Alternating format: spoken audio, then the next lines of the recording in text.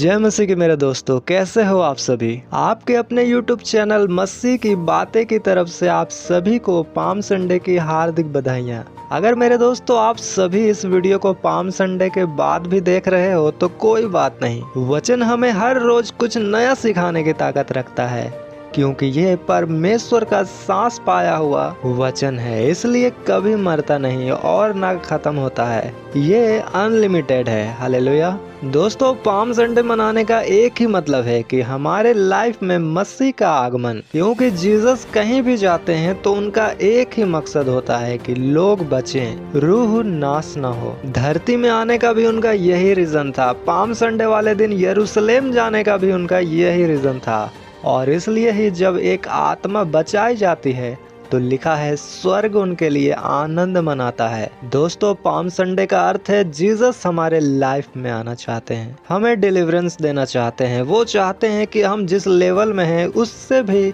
Next level में आगे जाएं, क्योंकि लेवल का ना बढ़ना भी एक बंधन है जिससे लोगों को छुटकारा चाहिए। इसलिए दोस्तों, बहुत सारे कलीसिया में वचन सुनने वालों को देखकर पौलुस ने लिखा था कि तुम सबको तो अब तक गुरु हो जाना चाहिए, डिलीवर होना चाहिए, सुनने वालों से सिखाने वाला होना चाहिए, क्योंकि लोग कलीसिया में सालों से बस सुन ही रहे थे प्रेरितों की शिक्षाओं को, पर लागू वगैरह नहीं कर रहे थे वे अपने जीवन में उन बातों को। क्योंकि ऐसा नहीं हो सकता कि कोई वचन सुनकर उसे पूरा करे और वो ना बढ़े, ना आशीषित हो, ना फलवंत हो। लोग वचन सुनते हैं और भूल जाते हैं। वचन के अनुसार उनका समर्पण ना होने के कारण यीशु लोगों के जीवनों में काम नहीं कर पाते हैं। यीशु तो चाहते हैं कि वो लोगों को दुखों से बाहर निकाले, उनका जीवन को ऊंचा करे। इसलिए ही तो कोढ़ी को उसने कहा था, मैं चाहता हूँ तू शुद्ध हो जा। पर कैसे होगा कोढ़ी शुद्ध? कैसे होंगे हम फेलियर से आजाद, बीमारी से आजाद, श्रापों से आजाद?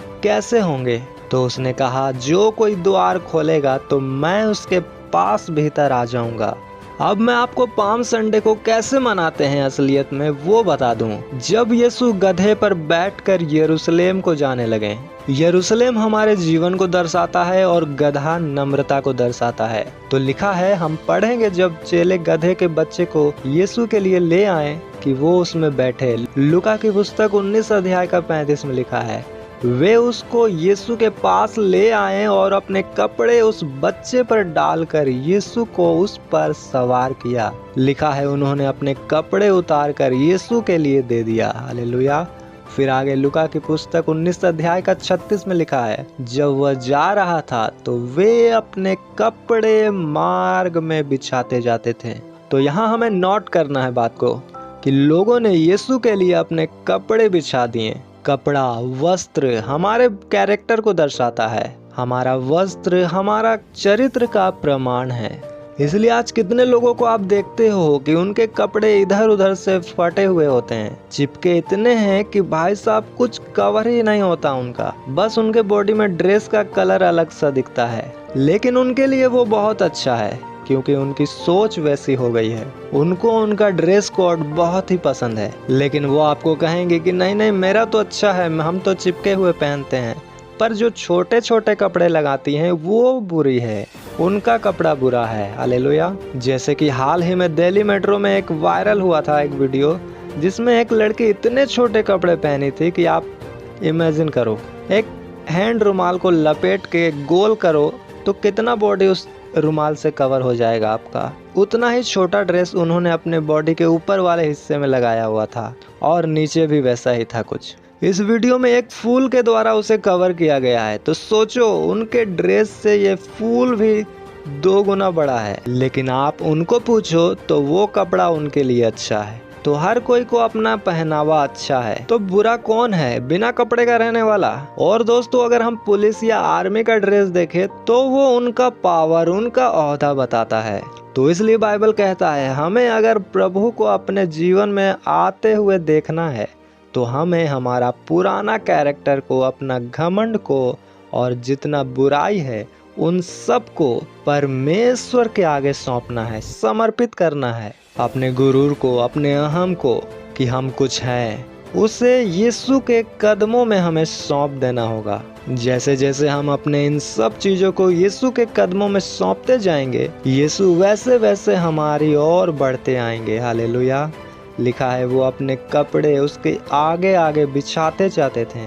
फिर आगे के वचन में लिखा है 19:37 में, और निकट आते हुए जब वह जैतून पहाड़ की ढलान पर पहुंचा तो चेलों की सारी मंडली उन सब सामर्थ के कामों के कारण जो उन्होंने देखे थे आनंदित होकर बड़े शब्द से परमेश्वर की स्तुति करने लगी। लिखा है जब वो अपना वस्त्र बिछाते गए रास्ते भर तो एक ढलान आ गया। ढलान में आप जानते हैं कि गाड़ी का स्पीड आपको बढ़ाने की जरूरत नहीं पड़ती, वो लुढ़क कर ढलान में चली जाती है, आपको बस हैंडल करना होता है। तो जब आप सैक्रिफाइस करते हो जीसस के आगे, खुद को जीरो कर लेते हो, तो वो ढलान का समय आपके जीवन में आता है।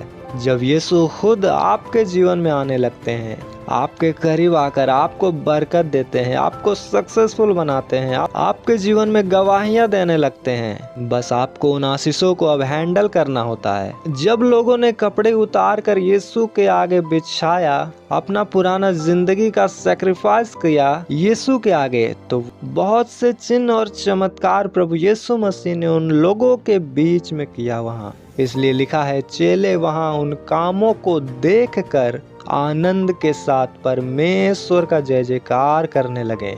वो चेले कोई पहले का चमत्कार को याद करके अचानक से आनंदित नहीं होने लगे थे। उनका दिमाग वहाँ हिला हुआ नहीं था, बल्कि जीसस ने लाइव में वहाँ चलते चलते भीड़ को डिलीवर किया था नाना प्रकार के बीमारी और दुखों से। क्योंकि जब आप अपने पुराने चीजों को यीशु के लिए समर्पित करते हो, तो उन्होंने कहा तुम में से ऐसा कोई नहीं कि मेरे लिए कुछ छोड़े और त्यागे और 100 गुना ना पाए। इसलिए जब एक अंधे को पता चला कि यीशु यहाँ से जा रहे हैं, तो पहले तो उसने पुकारा, जोर जोर से उन्हें आवाज लगाई, और जब उसकी पुकार सुन ली गई और यीशु ने उसे बुलाया, तो लिखा है मरकुस के अध्याय 10:50 में, वह अपना कपड़ा फेंक कर शीघ्र उठा और यीशु के पास आया। हालेलुया।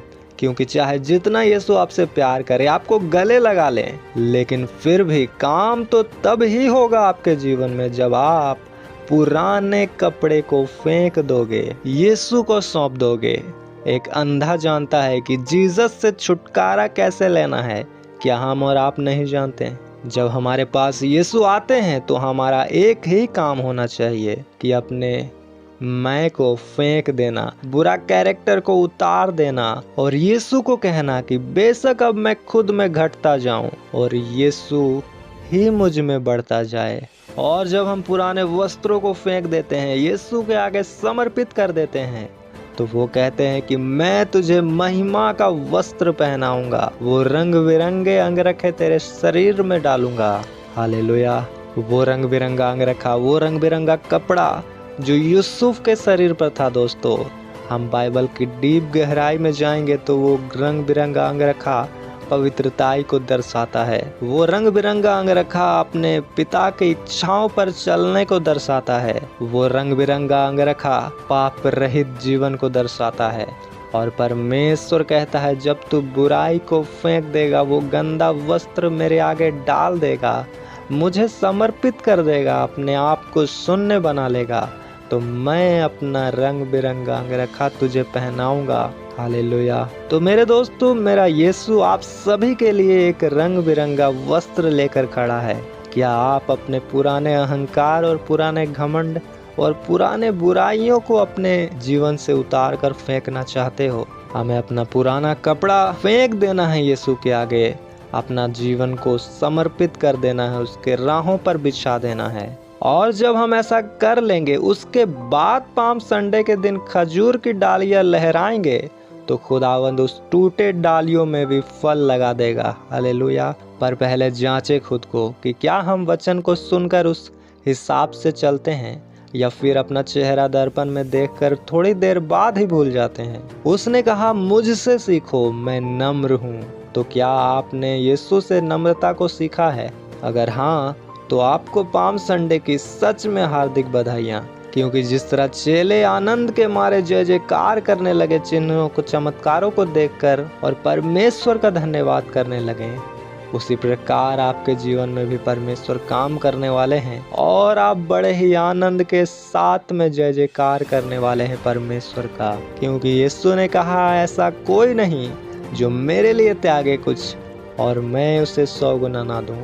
अगर आप अपना वस्त्र उसके लिए बिछाते हो, अगर आप उसके बुलाने पर अपना पाप को फेंक कर उसके आगे आते हो, तो आपके जीवन में वो काम करने के लिए विश्वास योग्य है। उसने कहा जिसने प्रतिज्ञा की है, जिसने वादा किया है, जिसने प्रॉमिस किया है, वो सच्चा है।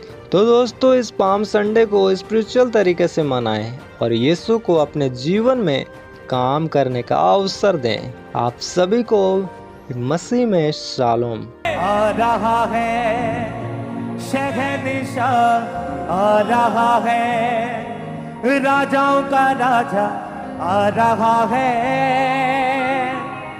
बादशाह, आ रहा है। फरिश्तों के संग जब आएगी बारात।